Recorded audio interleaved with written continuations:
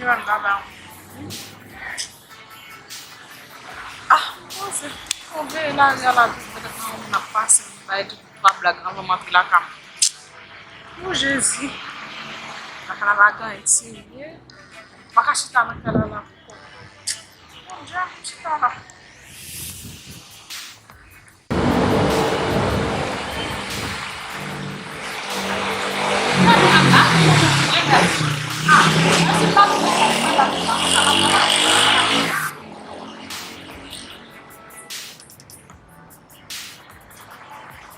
Oh, ça va Maurice Ba? La cousine Alicia?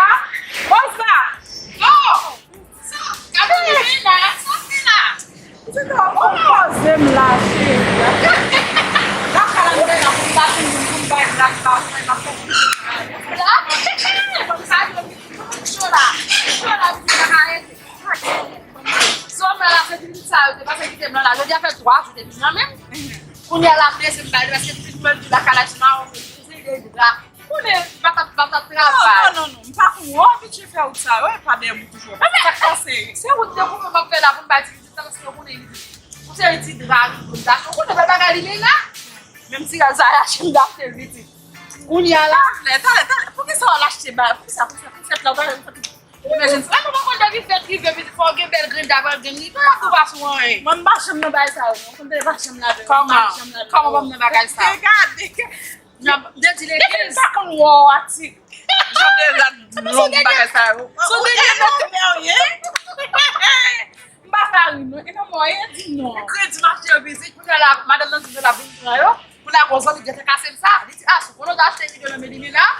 La ville elle a fait un et me dégrade dans le soko. Là moi je vais mettre pas la caille pour y aller pas carré non. Ma carré bis mane. Vous savez, ça va belle ça. Peut-être fort. On va aller pour bâtir petit parti. Eh bien allez no madame là ouais. Là madame là. Fanwa oui chérie.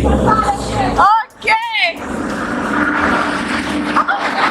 Hey, bacana, não sei. Fome da Cristina, fome balsi ça. Oh, je fais ça toujours pour poser maintenant. Regardez madame là on parle on a fait pour casser.